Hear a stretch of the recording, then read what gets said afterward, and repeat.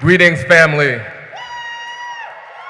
I said, greetings, family. Yo, I'm gonna need a big New Orleans welcome, a big Netroots Nation welcome from your gut. Greetings, family. All right, that's what I'm talking about.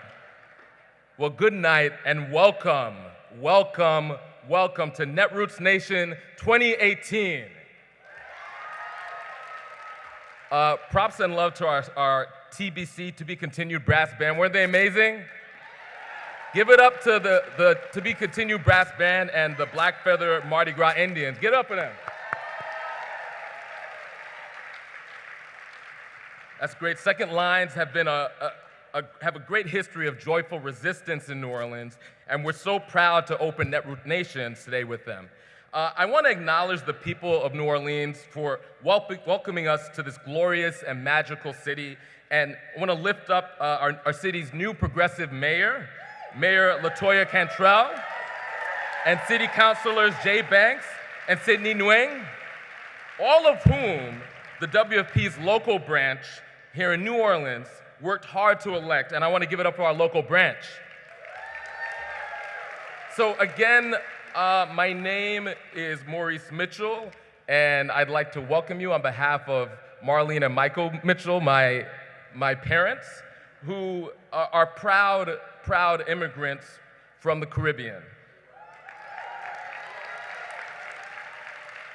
And my grandmother came to this country and lived as a domestic worker on Long Island without a home of her own, many miles away from her children. And she brought my parents here, who raised me in New York. And I've been an organizer through the example of my parents and my grandmother all my life. And I spent the last 4 years working with the Movement for Black Lives, building independent Black political power, challenging white supremacy and state violence against Black people. Today, I'm here as the new National Director of the Working Families Party. It's my second day, so thank you. I'm gonna try for a third, thank you. I hope a lot of you already know something about the party, but if you don't, we're building a political organization that's recruiting, training, and electing the next generation of progressive leaders, from local offices to bright lights like Cynthia Nixon, Randy Bryce, and Ben Jealous.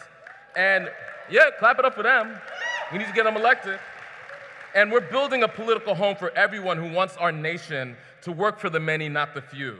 I'm so very proud of all the members, staff, organizations, and elected officials who together make up that home.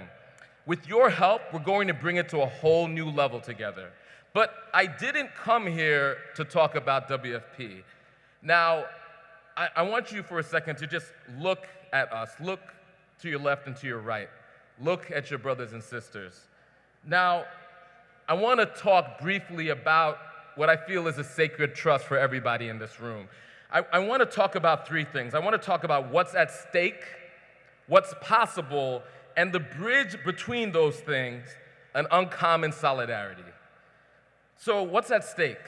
I don't need to rehash a play-by-play of the daily drama and crisis visited upon us by this administration. People could look at this moment and say that our political and economic and social system are broken, but I disagree. I think they're working exactly as they were designed. A small cluster of wealthy people at the top, mostly white men, who hoard the wealth of our nation and divide working people, pitting communities against one another, just to fight for the scraps on the bottom. If there ever was a time for us to reconsider the ways of being that weaken our movements, it's now. If there ever was a moment for us to challenge the hyper-competition that turned natural allies into adversaries competing for funding or clicks, here it is. For we who believe in freedom, these next few days cannot merely be a moment to trade business cards or trade tweets or recreate the old forms of politics that got us here. Which brings me to what's possible. I heard a sister in the back say, that's right, sis.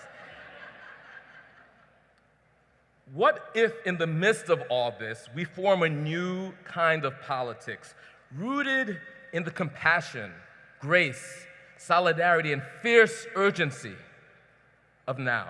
What if we build a new movement committed to building power for everyday people in every county, in every state, with humility, with care, with curiosity, no shortcuts? And what if we repudiate once and for all the false choice between racial justice and economic justice? What if ordinary people stood together across difference, black, white, brown, and said no to the oligarchs and demanded our fair share of what we create? What if our politicians cared just as much about what we think, each and every one of us, as they do somebody who can write a big check? Now, if we really believe in our hearts that Black Lives Matter, then black people don't just simply need the absence of police violence.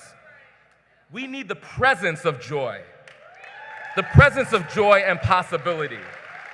The presence of joy, possibility, and creativity. We don't simply want to survive in America, we want to thrive.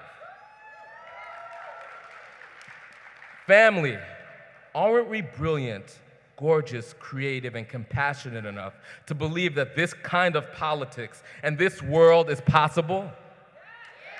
Aren't we? Aren't we? Which brings me to my last point. Now, I don't have the answers. I don't even pretend to have even a piece of the answers, but I know we have a chance of getting there unless we build an uncommon solidarity. I know deep in my heart that us together are much wiser when all of us are together. And I'm not talking about a sign-on letter or a retweet or showing up at a rally even. And all those things are good. What I'm talking about is putting aside our professional designations and our political affiliations to build a cross-class, multiracial, cross-movement compact, which says that your fight and my fight, although different, are inseparable. We rise and fall together. We argue, we debate, but we do so while we fight for one another's common humanity. That means no one is thrown under the bus, that we don't win without the poor. We can't succeed without the over-incarcerated. And we won't achieve victory without the undocumented. It means committing for the long haul and investing in the righteous, inglorious, day-to-day work of building community, building trust, admitting fault, and learning together. It means letting go of ownership, credit, and brand. I'm convinced that somewhere in that, we will make a way. We'll build a strategy. We'll fail. We'll rebuild. We'll fail again and build it anew until we have victory. So as you take in these next few days in New Orleans, my request is that you consider what you must leave behind, because too much is at stake. What new ways of being you must pick up to achieve what's possible. And lastly, how you can show up more authentically to forge with everyone in this room an uncommon solidarity. So in saying farewell, I leave you with an invitation to imagine what we could do together.